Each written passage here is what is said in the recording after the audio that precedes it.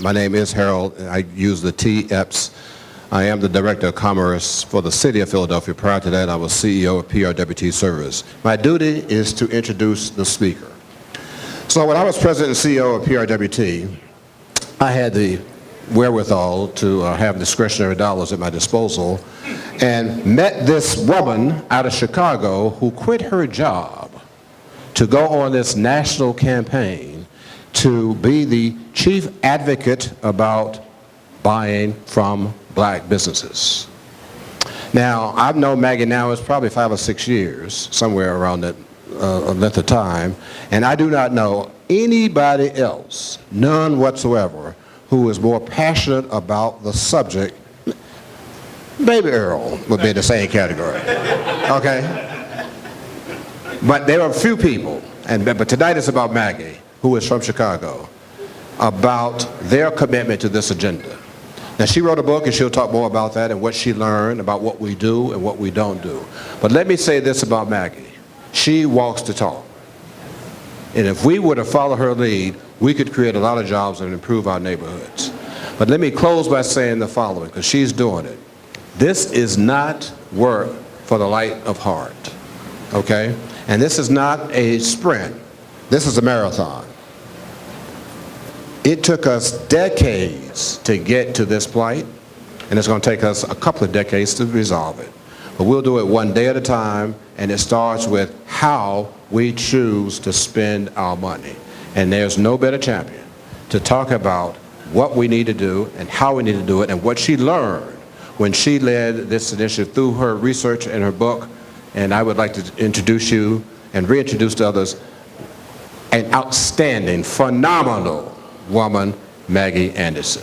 I'm Maggie Anderson, and yes, like the invitation said, my family took a stand to completely live off black businesses, support black professionals, and buy black-made products for an entire year.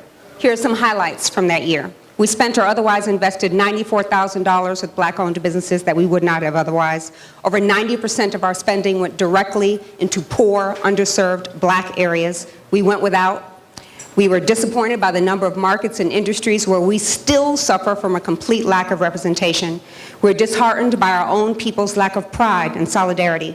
Our hearts ached seeing up close what black people, our people, have to go through in these retail and food deserts. Can't get a decent piece of fish or a banana.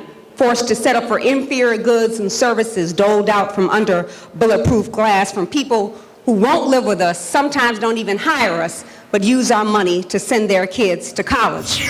We lived and breathed the racial divides that still exist in this economy, the racist exploitation of black neighborhoods and the raiding of black wealth, the systematic neglect and subjugation of black-owned businesses. We lived and exposed the discrimination and the unfair challenges our black-owned businesses face. All of it was so daunting, so depressing, devastating, really. But what could one couple do about all of that?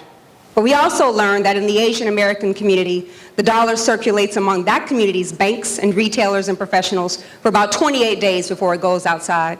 Our Jewish friends, they keep their dollar for 21 days before it goes outside. Our other ethnic Europeans, say your Italians, Jewish people, Polish people, Greeks, they keep their dollar for about 15 to 17 days. Our Hispanic brothers and sisters, a week. We keep our dollar for 6 hours. In the black community, the dollar lives for 6 hours. That's a really sad fact, and that fact has devastating impacts. And that's a fact that we can do something about. So the good news is we can do something about that fact. We can control where our money goes and how long it stays in our community. If we were to increase our spending from the 2 to 3% where it is now, which is pathetic and embarrassing, to just 10%, y'all don't have to do what I did. 10% of your spending, we could create 1 million new jobs. And now, I'm after the 1 million jobs. I want those 1 million jobs.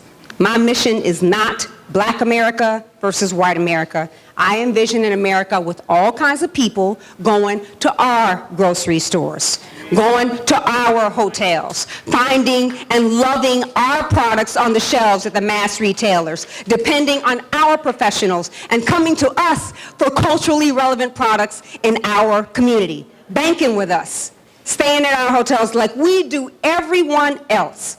That's the America that I'm fighting for. And we believe that Maggie's List can change the world. Just imagine the empowerment experiment. Everyone loves the empowerment experiment. The commitment, the spending, the businesses we showcase, the tracking of the money and how it impacted the businesses in the community. Imagine that scaled.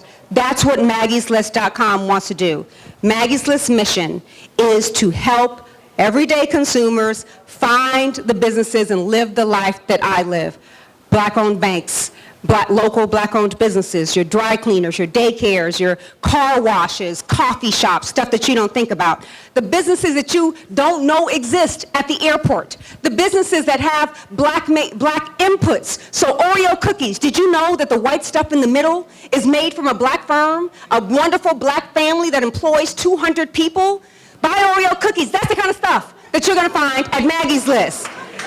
Black-owned hotels, black-owned B&Bs, all these things that you don't think about. I will show you how to make sure that you put money back into our community every day. That's what Maggie's List does. And beyond that, Maggie's List is there to facilitate and track our movement, to put it out in the public that there is a new movement now today. Black people coming together, some not black, coming together to make sure that there is no more economic injustice in America. We are going to make sure that businesses start using our black MBEs, more engagement and development and opportunity for black suppliers and vendors and franchisees.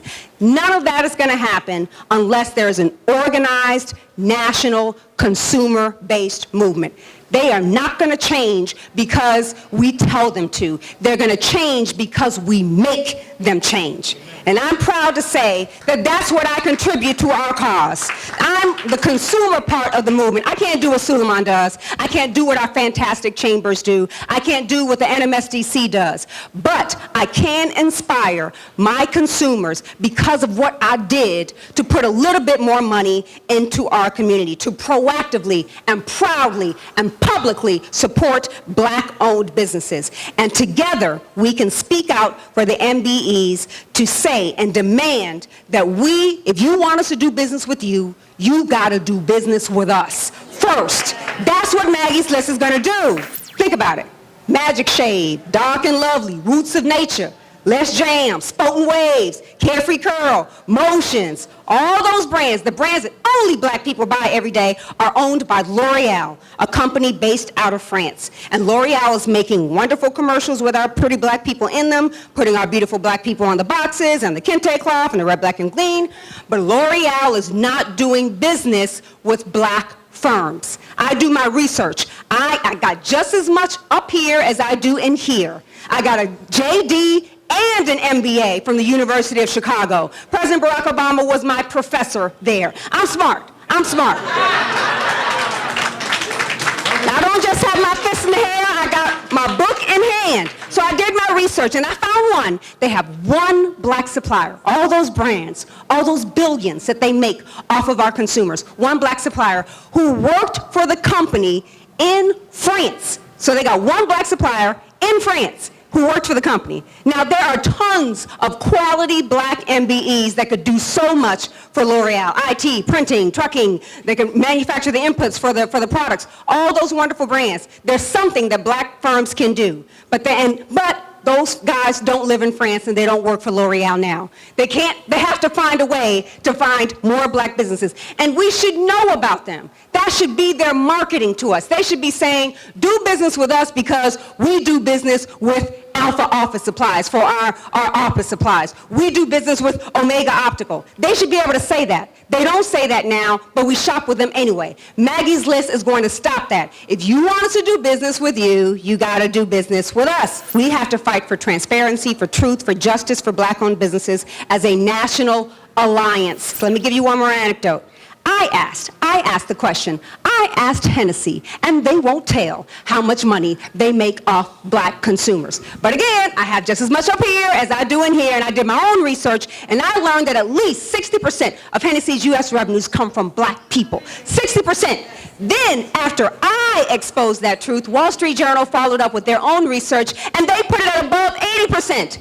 80% of their money comes from us. And with their company, therefore, wholly dependent on us to survive, they don't even have a supplier diversity program. Meaning they don't even have the fake black-white handshake on the website trying to fool somebody, much less a practice to engage black distributors, black vendors, black suppliers, and advertise in black press. I hope I can get you to support Maggie's List. Get on Maggie's List, join as a consumer or business.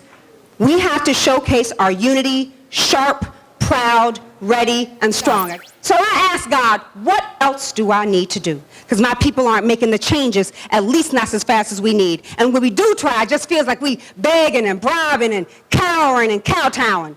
We need something better than that. So what am I doing wrong? I asked, Lord.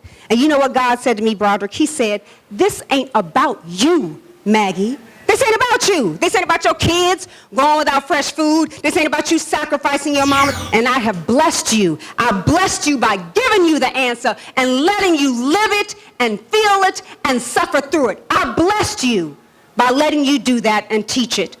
I blessed you. And that's what I realized, that what I thought was a burden was actually a blessing.